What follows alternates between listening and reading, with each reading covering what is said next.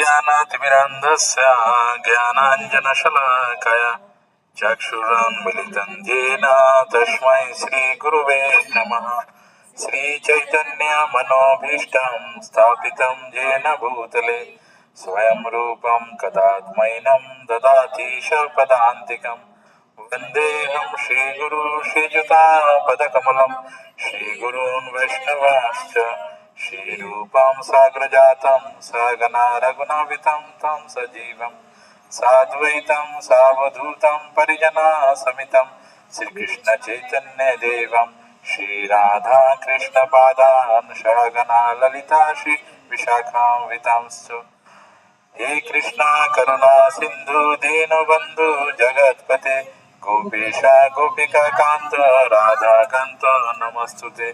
तप्त कांचन गौरांगी राधे वृंदावनेश्वरी वृषभानुसुते देवी प्रणमामि हरिप्रिये।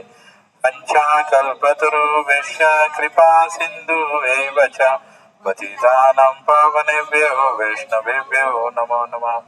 जय श्री कृष्ण चैतन्य प्रभु नित्यानंद श्री अद्वैत गदाधर श्रीवासादि गौर भक्तवृंद। हरे कृष्णा कृष्णा कृष्णा हरे हरे हरे राम राम राम हरे हरे। हरे कृष्णा कृष्णा कृष्णा हरे हरे हरे राम राम राम हरे हरे। हरे कृष्णा कृष्णा कृष्णा हरे हरे हरे राम राम राम हरे हरे।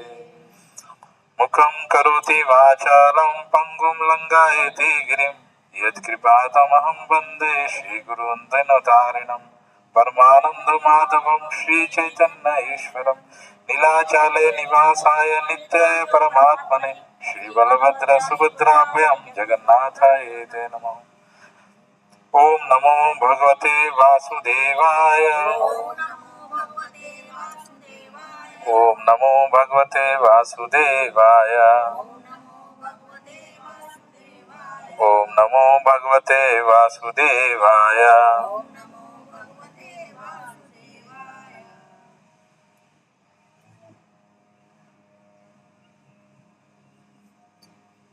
हम लोग कौन से पेज में नंबर थे? आपके मोबाइल पेज नंबर 152।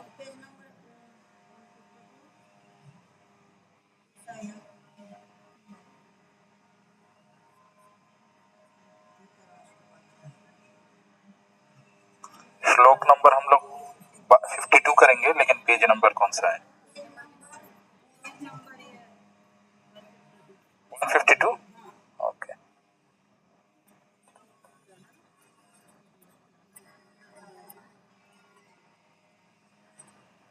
ओके, बोलिए मेरे साथ। यदाते मोह कालीलं बुद्धिर्व्यतित्यरशिष्यति तदा गन्तासि निर्वेदं श्रुतवैश्य श्रुतस्य च। फिर से बोले, यदाते मोह कालीतं बुद्धिर्व्यतिरशिष्यति तदा गन्तासि निर्वेदं श्रुतवैश्य श्रुतस्य च। अनुवाद, जब तुम्हारी बुद्धि मोह रूपी सघन वन को पार कर जाएगी तो तुम सुने हुए तथा सुनने योग्य सबके प्रति अन्यमनस्क हो जाओगे। मैं दोहराता हूं, जब तुम्हारी बुद्धि मोह रूपी सघन वन को पार कर जाएगी तो तुम सुने हुए तथा सुनने योग्य सबके प्रति अन्यमनस्क हो जाओगे। तो यहाँ पे उपमा दे रहे हैं। उपमा इसलिए देते हैं क्योंकि कोई भी कठिन चीजों को समझने के लिए उपमा का जरूरत पड़ता है। जैसे हम लोग कोई भी वास्तविक जीवन में भी कुछ चीज समझना है तो हम लोग उदाहरण देते हैं कि जैसे कि ऐसा है वैसा है। तो यहाँ पे भगवान भी उदाहरण दे रहे हैं कि यहाँ पे मोह कैसा है। लोग बोलेंगे तो मोह कैसा है, मोह को कैसे पार करें। तो उदाहरण दे रहे हैं, मोह एक सघन वन है। सघन वन मतलब ऐसा वन जिसको हो सकता है सूर्य का रश्मि भी नीचे नहीं आता है, उस ऐसा वन जिसमें सूर्य का रश्मि भी नीचे तक नहीं आता है, तो ऐसा वन माने जिसमें सनलाइट सूर्य का रश्मि अगर है वो भी नीचे तक जमीन तक नहीं आता है, ऐसे जंगल वन बोलते हैं इसको। तो ऐसे जंगल को या वन को आपको अगर आगे जाना है तो बहुत ही मुश्किल है उसके लिए, तो भगवान भी मोह को ऐसे बोलते हैं, ऐसा वन की तरह है जिसको क्रॉस कर पाना बहुत मुश्किल है। इसीलिए भगवान बोलते हैं जब तुम्हारी बुद्धि इस मोह वन रूपी मोह को पार कर जाएगी, तो भगवान यहाँ पे इंगित दे रहे हैं कि अगर तुम्हें इस मोह रूपी बुद्धि वन को पार करना है तो तुम्हें किसकी सहारा लेना पड़ेगा? बुद्धि योग की। बुद्धि योग की सहारा लेना पड़ेगा। बुद्धि योग मतलब क्या है? बुद्धि योग मतलब भक्ति योग। जब तुम्हारा हर एक कर्म भगवान पे समर्पित है और तुम जानते हो कि भगवान का निर्देश क्या है, वो क्या बोलना चाह रहे, कैसे जीवन जीना चाह रहे, कैसे तुम्हें सोचना चाहिए, कैसे तुम्हें कर्म करना चाहिए, वो बुद्धि योग या भक्ति योग कहलाता है। तो अगर उस बुद्धि योग के जरिए तुम जीवन चलाते हो तो ये मोह रूपी चीजों को तुम उतार पाओगे। जैसे पिछले बार भी हम लोगों ने डिस्कस किया था योग क्या है, जिसमें सम असम जय पराजय सबको समान दृष्टि से देखता है, तो वो बुद्धि वो योगी कहलाता है। तो ऐसे व्यक्ति अगर उसका मनोभावना ऐसा ही रहता है तो उसको कोई भी विपरीत परिस्थिति उसको व्यतीत नहीं करता है। तो ऐसे व्यक्ति मोह से ऊपर पाता है, क्योंकि आप चाहो ना चाहो आपके प्रति आपके जीवन में ऐसे घटनाएं होती रहेंगी जो आप शायद आपके प्रति अनुकूल ना हो। जो नहीं चाहता उसका भी होता है, जो चाहता है उसका तो होता है। वैसे चाहता कोई नहीं है लेकिन सबके पास होता है। तो उस चीज को ये करने के लिए हमें समभाव लाना पड़ता है। चाहे कुछ अच्छा हुआ तो भी ईश्वर की इच्छा, नहीं हुआ तो भी ईश्वर की इच्छा। तो अगर कोई व्यक्ति ऐसे बुद्धि योग से काम लेता है और हमेशा भगवान के शरणापन्न रहता है तो सघन वन को क्रॉस कर लेता है। तो ये बोलते हैं कि जो व्यक्ति भगवत गीता के आधारित जितने भी ज्ञान है उसके प्रति अटैच रहता है, हमेशा सुनने में, जैसे आप लोग आए हो बैठे हो भगवत गीता सुनने में, भगवत गीता को जानने में, उसके प्रति जिसका भी आकर्षण रहता है, तो वो ये मोह रूपी जो वन है इसको निकाल पाता है। तो वो सारे ड्यूटी करता है लेकिन किसी की चीज के प्रति वो आकर्षित नहीं होता है। 2.53 हाँ, उसी को लिए तो हम लोग प्रयास कर रहे हैं। बोलते जीवन, इसीलिए बोल रहे थे जीवन पर्यंत प्रयास और मृत्यु एक परीक्षा। जीवन पर्यंत हम प्रयास करते हैं और मृत्यु में वो परीक्षा होता है। जो व्यक्ति पूरे साल भर कुछ मेहनत नहीं करता वो एग्जाम में क्या लिखेगा? नॉर्मली कोई भी एग्जाम में, मणिपाल के एग्जाम बोले, कोई भी एग्जाम में चीटिंग हो सकता है, लेकिन जीवन का एग्जाम में कोई चीटिंग नहीं कर सकता है। मैंने आपको व्हाट्सएप ग्रुप में भी एक व्यक्ति दिखाया था, वो व्यक्ति मृत्यु के वक्त क्या बोल रहा था, क्योंकि वो अपनी पत्नी से बहुत ज्यादा आकर्षित था, इसलिए वो अपनी पार्वती का नाम भी बाद में उसको याद हो रहा था और वो यमदूतों को देख रहा था। तो अगर वो व्यक्ति कुछ किया ही नहीं तो, और बाद में भी हिसाब लगा रहा था, आप उस पीडीएफ में तो उस इमेज में देखेंगे जो व्हाट्सएप में मैंने शेयर किया था, वो हिसाब लगा रहा था कुछ ये 252 256। बाद में भी उसके जीवन में संपत्ति का विषय में सोच रहा था। अगर वो जीवन भर थोड़ा बहुत भक्तियों का प्रैक्टिस करता तो उसको कृष्ण की याद आता। और भगवान बोलते हैं अंत काले च मामेव स्मरण मुक्ति काले वरम, जो मेरे बारे में अंत समय समझता है वो मेरे पास आता है। तो व्यक्ति जीवन भर प्रैक्टिस नहीं किया वो कैसे होगा? तो जीवन भर हमें वो बुद्धि योग का लगाना पड़ता है, तो ये हम बंद के निकल जाते हैं। हाँ बताइए। जैसे ये है ना कि अगर हम करेंगे तो आखिरी में कुछ भी हो जाए हमारे मुंह से हरि नाम निकले नहीं, हाँ, कितनी भी कोशिश कर लेते हैं। ये जो लोग बोलते हैं ना कि हम ठीक है बूढ़े होके करेंगे, संभव नहीं है। आप जीवन भर नहीं करेंगे तो बूढ़े होकर नहीं कर पाएंगे। 2.53 श्रुति विप्र विपन्ना ते यदा स्थास्यति निश्चला समाधाव चला बुद्धि स्तया योगमावश्यसि। ये पुस्तक किसी को चाहिए तो ले सकते हैं, मेरे पास ये है। मैं दोहराता हूँ 2.53 श्रुति विप्र तिपन्ना ते यदा स्थास्यसि निश्चला समाधाव चला बुद्धि सदा योगमावश्यसि। जब तुम्हारा मन वेदों की अलंकारमयी भाषा से विचलित ना हो और वो आत्म साक्षात्कार की समाधि में स्थिर हो जाए, तब तुम्हें दिव्य चेतना प्राप्त हो जाएगी। मैं दोहराता हूं, जब तुम्हारा मन वेदों की अलंकारमयी भाषा से विचलित ना हो और वो आत्म साक्षात्कार की समाधि में स्थिर हो जाए, तब तुम्हें दिव्य चेतना प्राप्त हो जाएगी। तो यहाँ पे भगवान बोल रहे कि वेदों के बारे में बोल रहे, तो ऐसा भी बोल रहे भगवान, ऐसा नहीं कि वेद सिर्फ भक्ति योगी सिखाता है, अलग अलग टाइप के, जैसे पिछले बार में हमने डिस्कस किया था कि अलग अलग टाइप के लोग आते हैं, उनके अलग अलग वासनाएं रहती है। किसी को धन चाहिए, पति चाहिए, पत्नी चाहिए, संपत्ति चाहिए, या फिर स्वर्ग के ये लालसा है, तो उनके उनके लिए भी वेदों में है। किसी का मांस खाने का इच्छा है, किसी को शराब पीने का इच्छा है, किसी को स्त्री संग या पुरुष संग करने का इच्छा है, किसी को स्त्री संग पुरुष संग करने की इच्छा है, तो उसके लिए भी वेदों में सारी चीजें दिया हुआ है। तो इसीलिए वो बोलते हैं कि मतलब जिसको जो चाहिए वो दिया हुआ है, लेकिन जो बुद्धिमान व्यक्ति है वो ये सब में उछलता नहीं है, क्योंकि पता है कि वो ऐसा दलदला है कि एक बार कदम रखोगे तो नीचे गिर जाओगे। उस सुख आपको लगेगा वो सुख है, और उस वही आपको जीवन में सब कुछ लगेगा। उसके अलावा भक्ति योग या फिर भगवान की भक्ति करना, कीर्तन करना, नाम जप प्रसाद करना, तीर्थ यात्रा जाना, ये सब में आपको रुचि नहीं आएगा।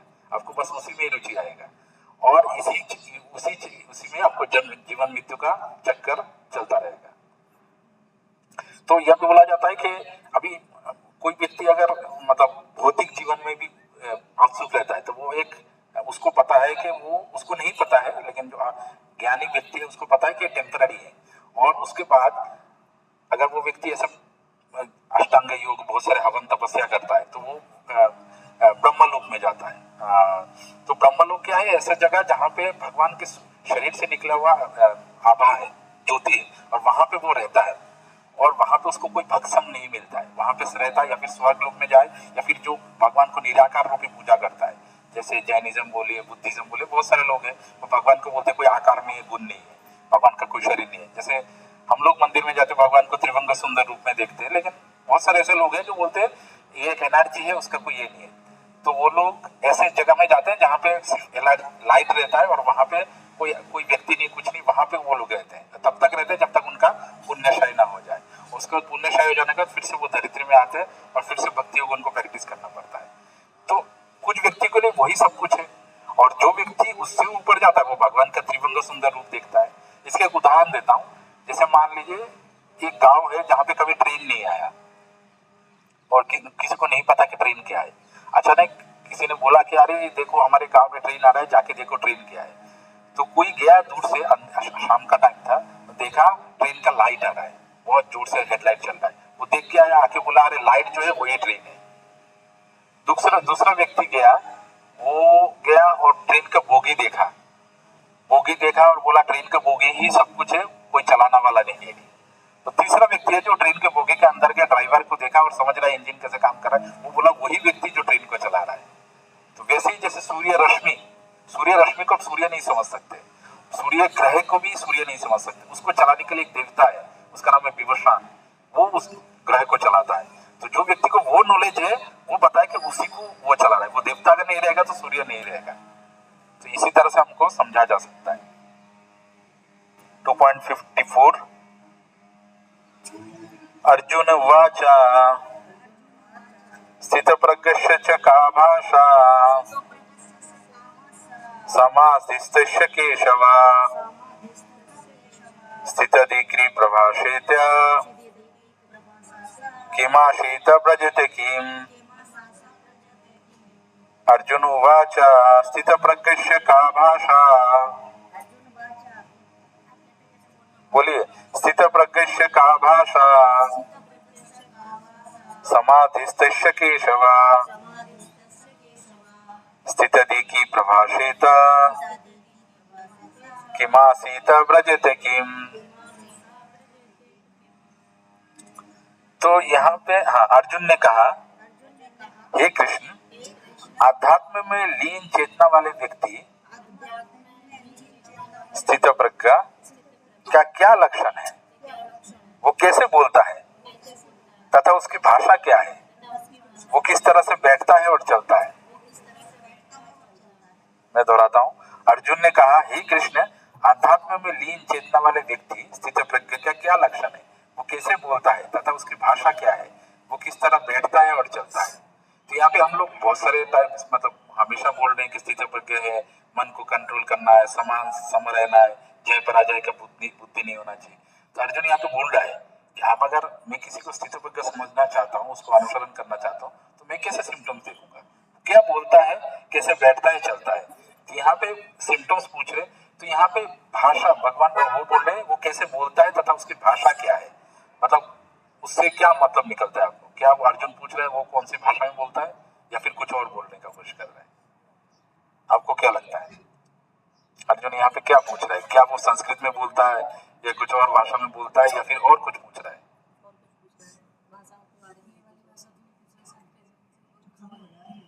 क्या पूछ रहा है बताइए, कुछ तो गैस कीजिए। नहीं, जब भी हम लोग कुछ भाषा का बात करते हैं मतलब हम लोग कैसे अपने आप को व्यक्त करते हैं, मतलब अपने कैसे अपने इंद्रियों को प्रकाश करते हैं, कैसे अपने इंद्रियों को लगाते हैं। तो वो अर्जुन पूछ रहा है वो अपने जो भी आसपास में दिख रहा है उसके वो कैसे रिएक्ट करता है, कैसे उसके रूप उसका बिहेवियर कैसा होता है वो बोलता है।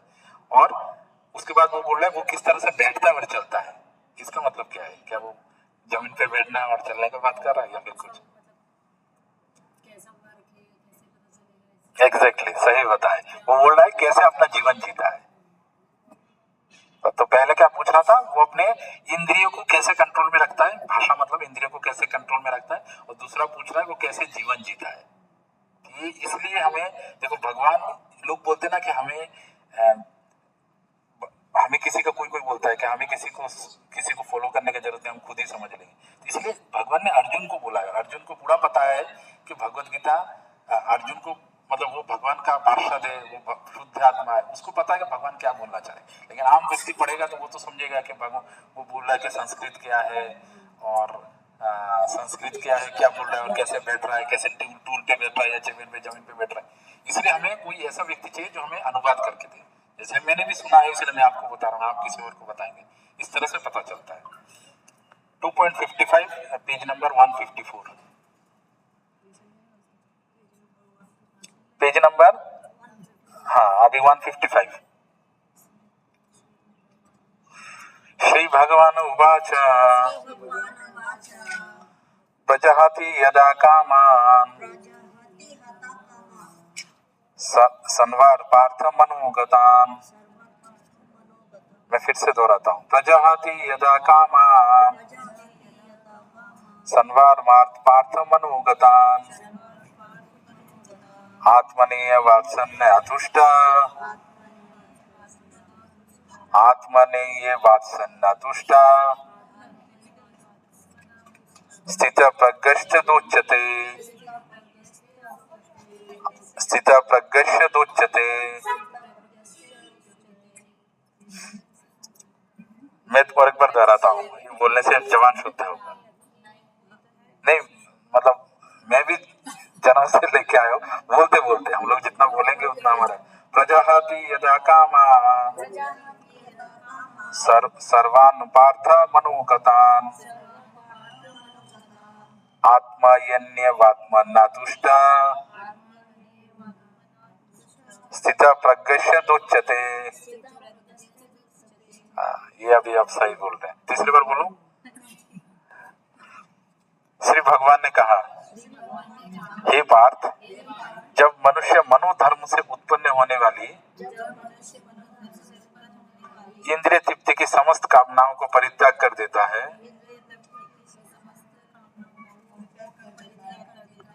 और जब इस तरह से विशुद्ध और जब वो इस तरह से विशुद्ध हो उसका मन आत्मा में संतोष प्राप्त करता है,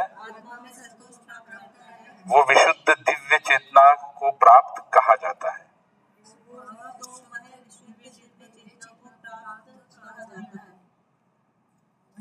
श्री भगवान ने कहा, हे पार्थ, जब मनुष्य मनोधर्म से उत्पन्न होने वाली इंद्रिय तृप्ति की समस्त, अभी तो हिंदी पढ़ रहा हूं मैं,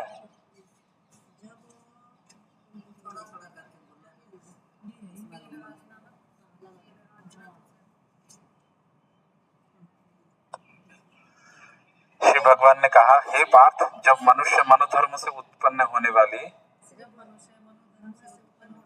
इंद्रिय तृप्ति की समस्त कामनाओं को परित्याग कर देता है, जब इस तरह से विशुद्ध हो उसका मन आत्मा में संतोष प्राप्त करता है, वो विशुद्ध दिव्य चेतना को प्राप्त कहा जाता है।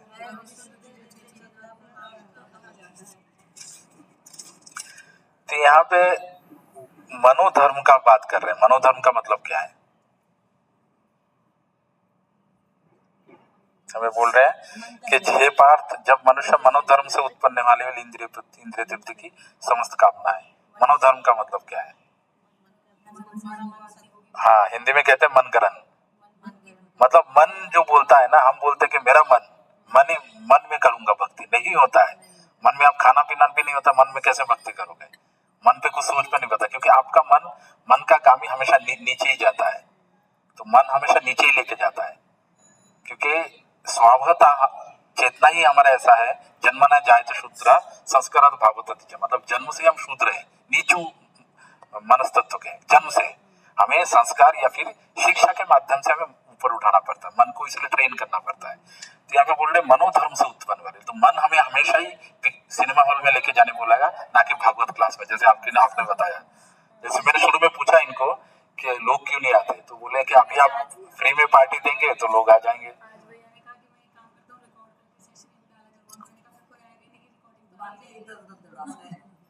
तो वैसे ये मन बोलेगा कि मुझे कहीं और जाना है, मल्टीप्लेक्स में जाना है, सिनेमा हॉल में जाना है, इधर आने का बोलेगा नहीं। तो मन को समझाना पड़ता है। कैसे समझाना पड़ते हैं? सत्संग करके।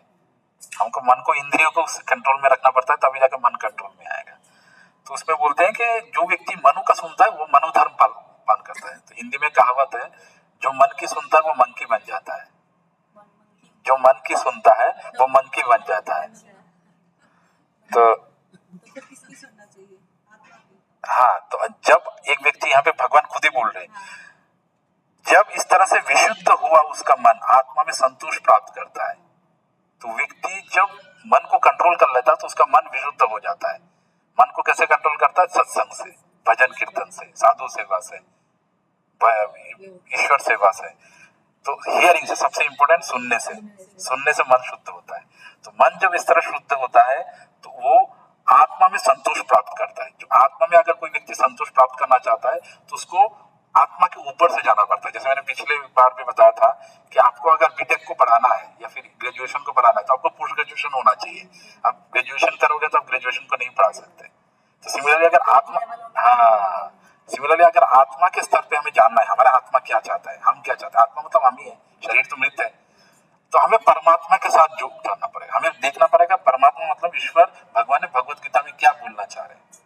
तो परमात्मा से जब हम कनेक्ट होंगे, जोड़ेंगे, इसी को योग कहलाता है। तभी हम आत्मा के थ्रू जान पाएंगे तभी हमको आत्मा संतुष्टि मिलेगा। तो यहाँ पे भगवान बोल रहे, मन आत्मा में संतोष प्राप्त करता है, वो विशुद्ध दिव्य चेतना को कहा जाता है। ऐसे व्यक्ति जो परमात्मा के साथ जुड़ा हुआ है, मतलब परमात्मा क्या बोल रहा है उसका पालन करना, सुनना, साधु संग करना, सत्संग करना, तो वो स्थित प्रज्ञा कहलाता है। स्थित प्रज्ञा होना हमारे जीवन का लक्ष्य है। मतलब आप सोचिए ना, हम अगर ऐसी स्थिति में आ जाए जहाँ पे हम सम दुख सुख, जय पराजय, लाभ खुश हानि, किसी में हमें कुछ ये नहीं होता है, तो कितना सही स्थिति होगा। अभी तो कुछ भी हो जाता है हम विचलित हो जाते हैं। तो ऐसे स्थिति आना तो हमारा जीवन का लक्ष्य होना चाहिए, क्योंकि हम चाहे कुछ भी करें, होता तो वही है जो हमारा लिखा हुआ है। जैसे 5 चीजें मैंने बताया था, क्या 5 चीजें मैंने बताया था जिससे निर्धारित होता है आपको फल मिलना है कि नहीं मिलना है। कार्तिका जी बताइए। कर्म, समय करता है, काल,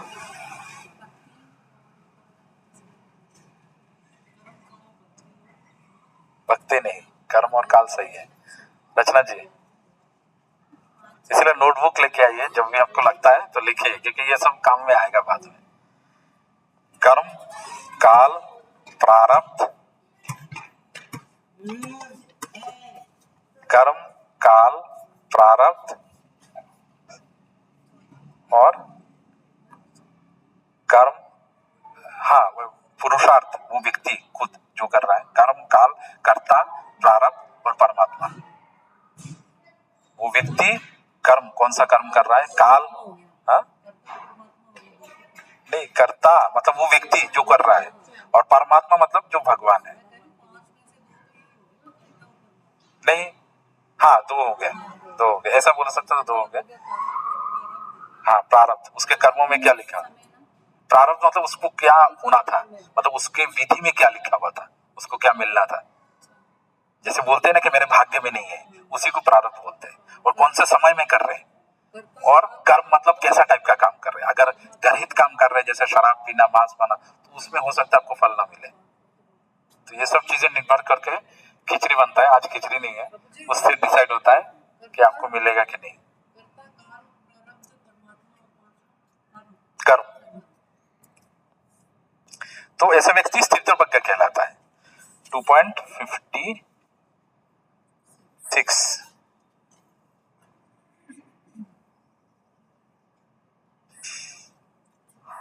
दुखेषु उद्विग्न मना, सुखेषु विगत स्पृहा, वितराग भयक्रोधो स्थितधीमनिरुच्यते। ये बहुत ही इंपॉर्टेंट श्लोक है। दुखेषु उद्विग्न मना, सुखेषु विगत स्पृहा, वितराग भयक्रोध स्थितधि मुनिरुच्यते। जो त्रय तापों को होने पर भी मन में विचलित नहीं होता है, अथवा सुख में प्रसन्न नहीं होता है, और जो आसक्ति, भय तथा क्रोध से मुक्त है, वही स्थिर मन वाला मुनि कहलाता है। मैं फिर से दोहराता हूं, जो त्रय तापों को होने पर भी मन में विचलित नहीं होता है, अथवा सुख में प्रसन्न नहीं होता है, और जो आसक्ति, भय तथा क्रोध से मुक्त है, वही स्थिर मन वाला मुनि कहलाता है। तो यहाँ पे भगवान बोले त्रैताप। कौन बता सकता है त्रैताप क्या है? त्रैताप क्या है? त्रय मतलब, त्रय मतलब त्रेता त्रय से आया, द्वापर द्व से आया, तो त्रय मतलब क्या है? तीन। त्रय का मतलब क्या है?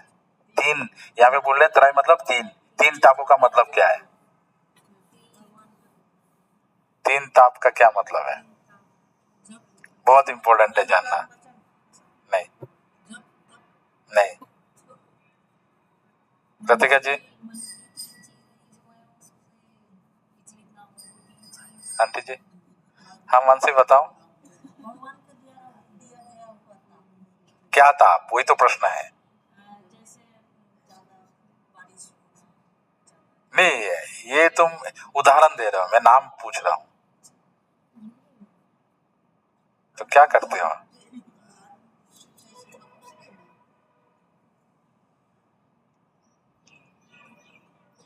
एक्चुअली नहीं याद आ रहा है, इसलिए सुना करो। त्रैताप का मतलब है जो त्रैतापों का मतलब है, जैसे देवी दुर्गा आप देखते हैं, तो देवी दुर्गा का या फिर काली माँ का तो नहीं, दुर्गा माँ का ही देखते हैं, उसमें त्रिशूल रहता है। तो त्रिशूल का मतलब है तीन शूल, मतलब तीन टाइप के स्पोक रहता है, स्पाइक रहता है, जो इसका आपने देखा होगा।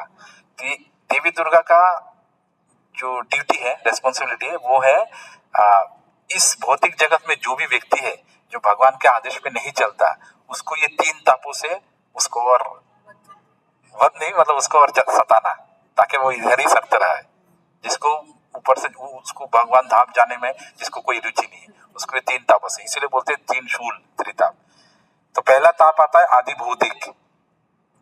आदि भौतिक मतलब ऐसा ताप जो शरीर और मन से उत्पन्न होता है। ऐसा ताप जो कि शरीर और मन से उत्पन्न होता है, मतलब ऐसा कैसा ताप हो सकता है जो शरीर और मन से उत्पन्न होता है? ऐसा दुख जो शरीर और मन से उत्पन्न होता है।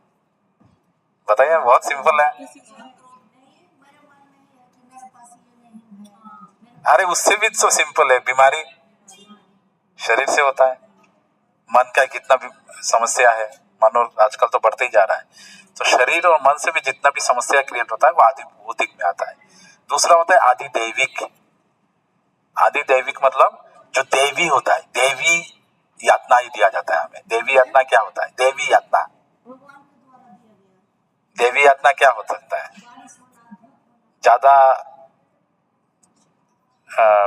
भूखमरी, भूकंप, टोर्नेडो, टाइफून, ये सब हमारे देश में नहीं आता है, दूसरे देश में आता है। कैटलीना, रीता, बेटा, हाँ कह सकते हैं। और तीसरा होता है आध्यात्मिक। आध्यात्मिक मतलब जो कोई भी दूसरे व्यक्ति देता है, दूसरी चीज देता है, जैसे कोई चींटी हो गया, जानवर हो गया, ये सब जो हमें क्लेश पहुंचाता है, काटना, मारना या फिर कुछ दाब देना, हाँ, ये दूसरा कोई व्यक्ति भी हमें मारता है, तो ये होता है आध्यात्मिक। ये 3 टाइप के यातनाएं होते हैं। दुनिया में जितने भी प्रॉब्लम्स देखेंगे ये 3 टाइप में आता है, और दुर्गा देवी का काम ही ये 3 टाइप में आपको सताना है, ताकि आप यहीं पे रुके रहो और जाओ नहीं। वो जेलर है, वो जेलर है। ये दुनिया जो है, इसको शास्त्रों में बोलते हैं एक जेल, और वो जेलर है। अब इसका मतलब ये नहीं कि जेलर को भी, यहाँ पे हम लोग अपने कर्मों के नतीजे भुगतने आए, यहाँ पे कोई एंजॉय करने नहीं आए। लेकिन दुर्गा देवी इस जगत में है, लेकिन इस जगत का नहीं है। जैसे जेलर जो होता है वो जेल में रहता है, लेकिन वो कोई कैदी नहीं है, वो कोई अपराधी नहीं है, उसका तो काम है वो देखना, उसको सारी फैसिलिटी मिलता है, लेकिन अपराधी को वो फैसिलिटी नहीं मिलता है। सिमिलरली दुर्गा देवी भगवान की सेविका है, उन्होंने कुछ अपराध नहीं किया कि उनको आना पड़ा, उनका काम दिया गया कि इन लोगों को ड्यूटी संभालना। तो एक व्यक्ति जो ये सब चीजों से जो स्थित प्रज्ञ है ना, वो ये 3 टाइप क्लेशों के वो ये नहीं लगता। जैसे इस जगत में जो व्यक्ति ईश्वर के अधीनता नहीं मानता है, ईश्वर के विपरीत काम करता है, दुर्गा देवी उसको ये देता है। अभी ऐसा तो नहीं कि टोर्नेडो, टाइफून में सिर्फ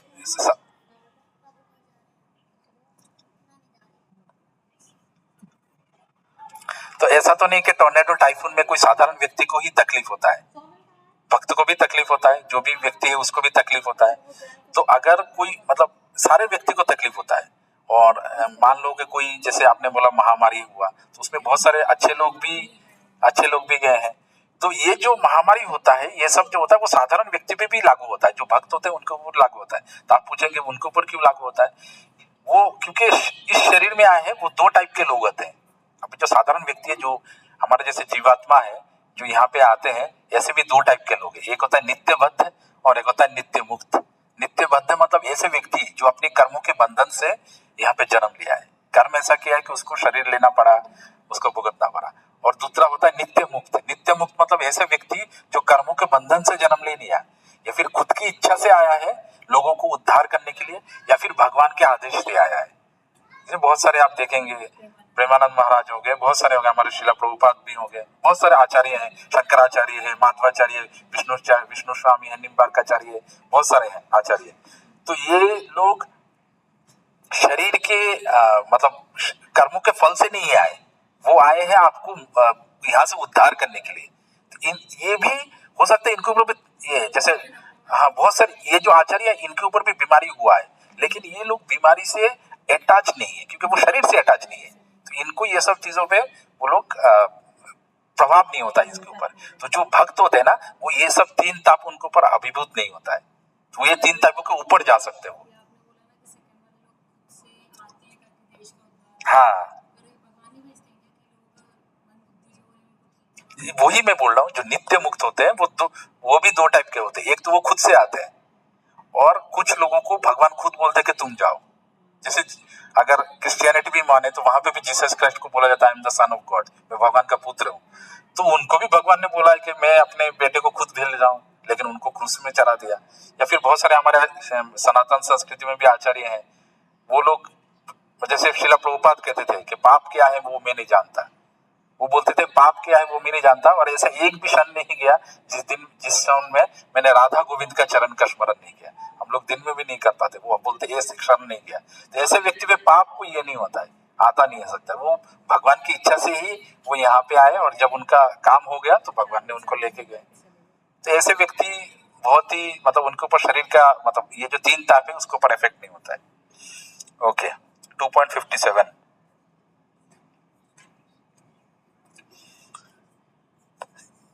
निकल लिया। ये सर्वत्र नाभिस्त्या हस्तत्प्राप्य शुभाशुभम नाभिनंदति ते दृष्टि तस्य प्रज्ञा प्रतिष्ठिता। ये सर्वत्र नाभीक्ष्ण्या हस्ते प्राप्य शुभाशुभम नाभिनंदति ते दृष्टि तस्य प्रज्ञा प्रतिष्ठिता।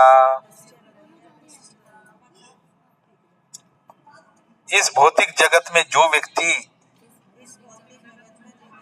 ना तो शुभ की प्राप्ति से हर्षित होता है और ना अशुभ की प्राप्त होने पर उससे घृणा करता है, वो पूर्ण ज्ञान में स्थिर होता है। फिर से बोले, इस भौतिक जगत में जो व्यक्ति ना तो शुभ की प्राप्ति से हर्षित होता है और ना अशुभ की प्राप्त होने पर उससे घृणा करता है, वो पूर्ण ज्ञान में स्थिर होता है। तो देखिए ये आपको प्रैक्टिस करना है। ये फिर भगवान ने प्रैक्टिकल बता रहे आपको कैसे जीना है। शुभ की प्राप्ति से हर्षित नहीं होना है और अशुभ की प्राप्त होने पे घृणा नहीं करना है कि मेरे साथ ही ऐसा क्यों हुआ, उसके साथ पड़ोस वाले को तो कुछ नहीं किया, उसके साथ क्यों नहीं हुआ। वो पूर्ण ज्ञान में स्थिर है। ऐसे ही हमारा होता है, हम उससे मेरा कुछ हो जाए, सामने वाले का तो कुछ। तो ये यहाँ पे बोल रहे भगवान कि ऐसे प्रैक्टिस करना है आपको, तभी जाके आप उस लेवल में आ पाएंगे जिस लेवल को स्थितप्रज्ञ कहते हैं। तो यहाँ पे वो जैसे मान लीजिए कि भक्त जो है ना, वो ये शुभ अशुभ अच्छा बुरा ये सब में कोई उसको फर्क नहीं पड़ता। जैसे मान लीजिए रास्ता जा रहा है, बिल्ली काट लिया तो व्यक्ति बोलेगा अरे रुक जाता हूँ, भक्त को क्या बोला, हरे कृष्णा कृष्ण कृष्ण चलता जाएगा। ग्रहण हो गया, बोलेंगे अरे बाहर मत जाओ, ये नहीं करो। भक्त उसको कोई फर्क नहीं पड़ता, भगवान के चेतना में लीन रहता है, हरे कृष्णा और नाम जप करेगा, ठीक है ये हुआ। तो उस व्यक्ति पे कोई भी फर्क नहीं पड़ता है। वो जो भी भगवान पे स्थित प्रज्ञ है, जो भी भगवान के चेतना में, वो शुभ अशुभ ये सब में वो समझता ही नहीं है, वो हमेशा भगवान चेतना में लीन रहता है। अब वृंदावन में भी जाएंगे, बहुत सारे ऐसे बाबा जी रहेंगे, आप देखेंगे कि वो मल मूत्र त्याग को हम लोग नॉर्मली समझते हैं कि उसके बाद लोगों को नहाना चाहिए, गंगा नहाना चाहिए। अब वृंदावन में ऐसे बहुत सारे बाबा जी मिलेंगे जो मल मूत्र त्याग करने के बाद भी डायरेक्ट आ जाते हैं और माला जप करने लग जाते हैं। इसका मतलब हमें ऐसा नहीं करना है, लेकिन वो उस स्थिति के ऊपर आ गए, वो शरीर के बौद्धिक भुक्ति से ऊपर आ गए। मतलब हम अभी भी बोलते हैं शरीर ही, जैसे मुझे ये मारता है कोई या फिर मैं आपको गाली दे दूं तो आप बोलोगे अरे तुम क्या, क्योंकि आप अभी भी अपने आप को ये शरीर मानते हो। आप भी, आप कृतिका जी मानते हो, आप भी रचना जी मानते हो, लीलम मानते हो ये आपको। वो लोग नहीं मानते, उनको हजारों गाली दो उनको कोई फर्क नहीं पड़ता है, क्योंकि वो आत्मिक स्तर पे आ गए।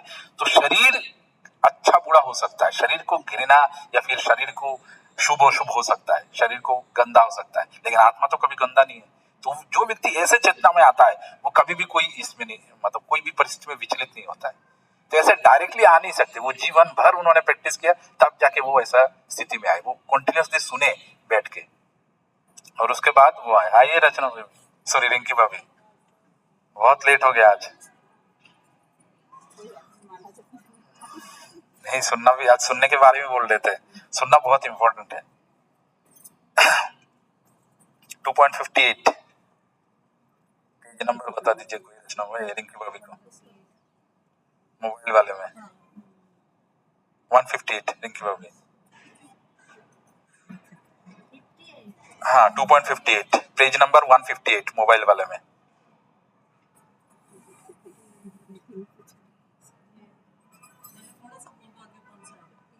यदा सहज संगति चाहे, मिल गया।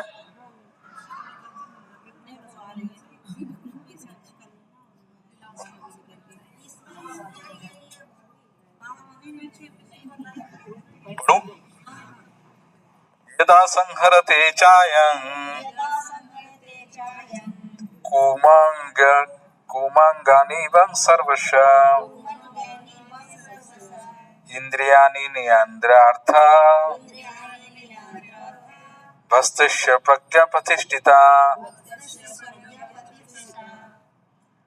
मैं फिर से पढ़ता हूँ। यदा संग्रहते चायं कूर्मांगन इव सर्वस्य इंद्रियाणि इंद्रियार्थभ्य तस्य प्रज्ञा प्रतिष्ठिता। जिस प्रकार कछुआ अपने अपने अंगों को संकुचित करके खोल के भीतर कर लेता है, उसी तरह जो मनुष्य अपनी इंद्रियों को इंद्रिय विषय में खींच लेता है, वो पूर्ण चेतना में दृढ़ता पूर्वक स्थित होता है। कोई एक ट्रांसलेशन पढ़िए, मैं दोहराता हूँ। जिस प्रकार कछुआ अपने अंगों को संकुचित करके खोल के भीतर कर लेता है, जिस तरह जो मनुष्य अपने इंद्रियों को जैसे मैं पढ़ रहा हूँ वैसे आप पढ़िए। जिस तरह पढ़िए। जिस प्रकार कछुआ अपने अंगों को संकुचित करके खोल के भीतर कर लेता है, जिस प्रकार कछुआ अपने अंगों को पढ़िए सब लोग साथ में। जिस प्रकार कछुआ अपने अंगों को संकुचित करके खोल के भीतर कर लेता है, उसी मनुष्य अपनी इंद्रियों को इंद्रिय विषयों से खींच लेता है, वह पूर्ण चेतना में दृढ़ता नहीं इनको पढ़ना था, ठीक है कोई बात नहीं। उसी तरह से जो मनुष्य अपनी इंद्रियों को एक एक लाइन। उसी तरह से जो मनुष्य अपनी इंद्रियों को इंद्रिय विषय में खींच लेता है, वो पूर्ण चेतना में दृढ़ता पूर्वक स्थिर होता है। कृतिका जी आप पढ़िए पूरा ट्रांसलेशन।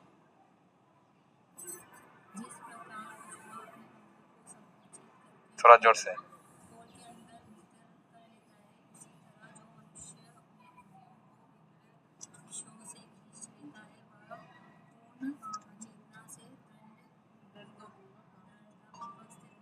तो यहाँ पे कितना समझे आप?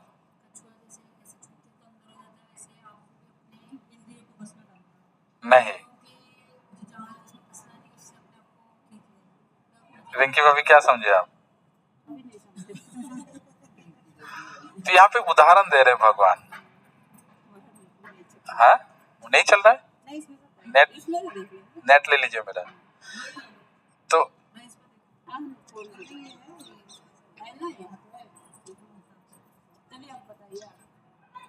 मेरा नेट ले दीजिए। हरे कृष्णा है वाईफाई, अब चाहिए तो यूज कर सकते। ओके तो यहाँ पे भगवान बोल रहे स्थित प्रज्ञ कैसे कर सकते हैं आप। तो यहाँ पे बोल रहे जैसे कछुआ का उदाहरण दे रहे, फिर से अब उपमा का उदाहरण दे रहे भगवान, क्योंकि उनको पता है कि डायरेक्टली पढ़ के सुन के आप उसको इम्प्लीमेंट नहीं कर पाएंगे। तो उपमा का उदाहरण दे रहे, जैसे व्यक्ति यहाँ पे बोल रहे कि कछुआ जैसे छूने से, आपने देखा होगा कछुआ अंदर कर लेता है, जैसे बाहर छोड़ देते तो बाहर होता है। तो वैसे ही हमें भी वैसा रहना है जगत में, कि जैसे हमें प्रतिकूल परिस्थिति मिले, मान लो कि हम कहीं पे गए ऐसी जगह में, सारे गृहस्थी सबको पता है, जहाँ पे लोग अनाप शनाप किसी के बारे में बोल रहे हैं, गाली गलौज कर रहे हैं, या फिर किसी में नॉनवेज या फिर कुछ ऐसा चल रहा है, या फिर कुछ अश्लील बातें हो रहा है, तो तुरंत हमने आपको अपने आप को मतलब हमारे कान को या फिर चीजों को हमको अवॉइड कर देना है, या फिर हम ऐसे जगह में आ जाए जहाँ पे ये सब बातचीत नहीं हो रहा है। और जहाँ पे हम देखे भजन कीर्तन चल रहा है, नाम जप चल रहा है, पूरा सब कुछ प्रसाद ले रहा है, एकदम हो सकता है 2 हाथ से ले 4 हाथ से ले जैसे भी हो, जहाँ पे कीर्तन हो रहा है आगे जाके हम लोगों को झूम के व्यवहार प्रैक्टिस करना चाहिए, आगे जाना चाहिए। तो यहाँ पे वो बोल रहे कि जहाँ पे प्रतिकूल हो अपने आप को संकुचित कर लो, पीछे लेके आ जाओ, क्योंकि इंद्रिय बहुत ही डिफिकल्ट है। भगवान बार बार बोल रहे इंद्रिय आपको लेके चला जाएगा। आप अगर कंटिन्यूसली उसमें रगो रगड़ा, ठीक है 2 मिनट बैठ जाता हूँ, क्या होता है, आपको उसी में धीरे धीरे मन लगा देगा और आप फॉल डाउन हो जाओगे। आपका 2 मिनट देखा तो बार बार आपको दिखता है। और आजकल के मोबाइल ऐप भी ऐसा बनाया गया है कि आप देखते देखते आपको ऐसा लगता है कि बार बार वही चीजें घुमा फिरा के देता है, और इसलिए तुरंत बोल रहा है कि जैसे ही आपको ऐसा है ना, तुरंत उसको ये कर दो, या फिर नॉट इंटरेस्टेड कर दो, वहां पे ऑप्शन रहता है, या फिर तुरंत स्क्रॉल हटा दो। ये ट्रिक खेलता है अलग अलग तरह से, ये आपको जानना पड़ेगा। धीरे धीरे आप भी समझेंगे कि माया अलग अलग तरह से, जैसे आप भक्ति के रास्ते में जाएंगे ना, माया आपको ऐसी ऐसी चीजें आपको सामने देगा जो आपको बहुत पसंद है, लेकिन वो भक्ति के अनुकूल नहीं है। तो ये आपको टेस्ट होता है। 2 टाइप के माया होते हैं, योग माया, महामाया। तो महामाया जो है वो भगवान के धाम में रहते हैं, वहां पे राधा रानी भगवान का जो लीलाएं होते हैं उसको, जैसे गोलोक धाम में वहां पे रासलीला होता है, भगवान ये करते हैं, तो वहां पे सुगंधित हवा को बहकाना, पंछियों का चिरगिरा करना, तो ये सब उनका काम होता है, योग माया का, महामाया का। और इस दुनिया में जो मैंने बोला देवी दुर्गा, वो महामाया का एक प्रतिरूप है। तो जो व्यक्ति थोड़ा बहुत भी भक्ति के ये राह में नहीं है, फिर हो रहा है, तो उसको अलग अलग टाइप से प्रलोभन देते, टेस्ट करता हूँ कि तुम रास्ते में चल सकते हो या नहीं, अलग अलग टाइप से यातनाएं देंगे, अलग अलग टाइप से टेस्टिंग है। जो व्यक्ति, या आप मान लीजिए, मैं जीवन में देखा है, खुद के जीवन में भी देख रहा हूँ और दूसरे के जीवन में भी देखा हूँ कि जो व्यक्ति भी भक्ति के रास्ते में जाता है ना, मैं वार्न कर रहा हूँ आप लोगों को, उसको सबसे ज्यादा भगवान टेस्ट करते हैं, सबसे ज्यादा टेस्ट करते हैं। और लेकिन इस बात में ये है कि उस व्यक्ति का भगवान बोलते हैं कि कुंते प्रति जानी ही नामे भक्त प्रणश्यति, है कुंती पुत्र घोषणा कर दो, मतलब बोल रहे कुरुक्षेत्र युद्ध में, है कुंती पुत्र घोषणा कर दो, मेरे भक्त का कभी विनाश नहीं होता है, आखिर में विजय उनका ही होगा। हाँ, थोड़ा समय लग सकता है, समय लगेगा, लेकिन विजय उनका ही होगा, पूरा दुनिया उनको जय जयकार करेगा, जो व्यक्ति उसी रास्ते में चलना चालू करता है। 2.59 विषया विनिर्वर्तन्ते निराहारस्य देहिना रसवर्जं रसोपैश्यां परम दृष्टत्वा निवर्तन्ते। विषया विनिवर्तन्ते निराहारस्य देहिना रसोवर्जं रसोपैश्यां परम दृष्ट्वा निवर्तते। देहधारी जीव इंद्रिय भोग से भले ही निवृत्त हो जाए, पर उसमें इंद्रिय भोग की इच्छा बनी रहती है। लेकिन उत्तम रस के अनुभव होने से ऐसे कार्यों को बंद करने में ऐसे कार्यों को बंद करने पर वो भक्ति में स्थिर हो जाता है। मैं फिर से दोहराता हूं, आप लोग सुनिए। देहधारी जीव इंद्रियों भोग से भले ही निवृत्त हो जाए, पर उसमें इंद्रिय भोग की इच्छा बनी रहती है। लेकिन उत्तम रस के अनुभव होने से ऐसे कार्यों को बंद करने वो भक्ति में स्थिर हो जाता है। तो यहाँ पे भगवान बोल रहे हैं कि मतलब अगर कोई व्यक्ति, जैसे मान लीजिए मोबाइल आप स्क्रॉल कर रहे हैं, कुछ गलत आ गया, कुछ आ गया, आप भले ही उसको हटा दिया जाए, लेकिन आपके मन में उसका टेस्ट रहेगा, आपको फिर से देखने का इच्छा होगा। जैसे मैं नॉन वेजिटेरियन था शुरू में जब मतलब बचपन में मुझे नॉन वेजिटेरियन, मेरे पिता माता अभी भी है। तो अब जब मैं शुरू में जब मैंने छोड़ा 2003 का, 2000 तब मैंने छोड़ा है। तो शुरू में इंटरेस्ट नहीं था, लेकिन तब परिवार के परिजन का बच्चा था, स्कूल में जाता था, क्या ही समझता। तो जब छोड़ा, उसके बाद जैसे कॉलेज में आया, छोड़ा मैंने जब इंडिपेंडेंस लाया, लेकिन कभी कभी मन लगता था कि जाऊं थोड़ा टेस्ट कर लूं, चखूं, है ना। तो इसीलिए से आप लोग, हो सकता है कोई चीज गलत, पता नहीं आप लोगों के अंदर में क्या चलता होगा, लेकिन आपको खुद पता है कि आप कैसे हो। उस चीज को आप अगर छोड़ के भक्ति के रास्ते में अनुकूल चीजों में करेंगे, आप भले ही उसको स्क्रॉल हटा देंगे, लेकिन आपके मन में रहेगा कि मैं फिर से जाके वो करूं। इसलिए भगवान बोल रहे कि चीजों को हटाने से वो नहीं हटता है। क्या करने से हटता है? नहीं, प्रैक्टिकल बोल रहे भगवान, सुपरफिशियल नहीं। भक्ति बोलोगे तो सब लोग बोलेंगे कीर्तन करेंगे, प्रैक्टिकल बोल रहे उत्तम रस के अनुभव होने पर, मतलब आपको हायर टेस्ट होना चाहिए। मतलब कोई भी छोटी चीज को आपको हटाना है, भगवान बोल रहे कोई भी गंदा चीज को, आदत को हटाना है, तो आपको अच्छी चीज को आदत डालना पड़ेगा, तभी जाके उस छोटी गंदी चीज को आप हटा पाओगे। जैसे मान लीजिए आपको शक्कर का दाना आपको अच्छा लगता है, और मैं आपको लाके खीर लाके देता हूँ या गुलाब जामुन लाके देता हूँ, तब आप शक्कर दाना को छू को भी नहीं देखोगे, गुलाब जामुन ही देखोगे। तो गुलाब जामुन हो गया यहाँ पे हायर टेस्ट। तो वैसे ही आपको अगर कोई गंदी आदत छोड़ना है, तो आपको कोई अच्छी आदत का आदत डालना पड़ेगा उस समय में या उस स्थिति में, तभी जाके वो गंदी आदत आप छोड़ पाओगे। ये भगवान बोल रहे हैं, मन की स्थिति, क्योंकि उन्होंने बनाया सब कुछ। ऐसे कार्यों को बंद करने पर वो भक्ति में स्थिर हो जाता है। वही व्यक्ति ऐसा जो करता है वो स्थिर हो जाता है भक्ति में।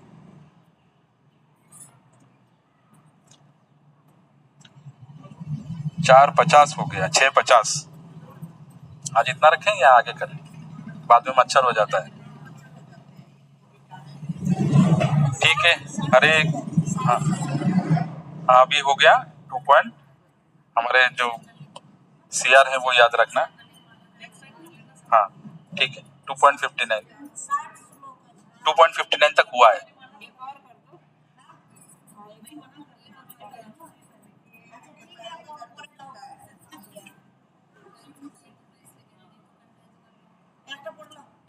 नहीं, पढ़ना मतलब समझाना भी है, समय भी लगता है, ऐसा नहीं है कि पढ़ने के लिए होता है। अगले बार करें।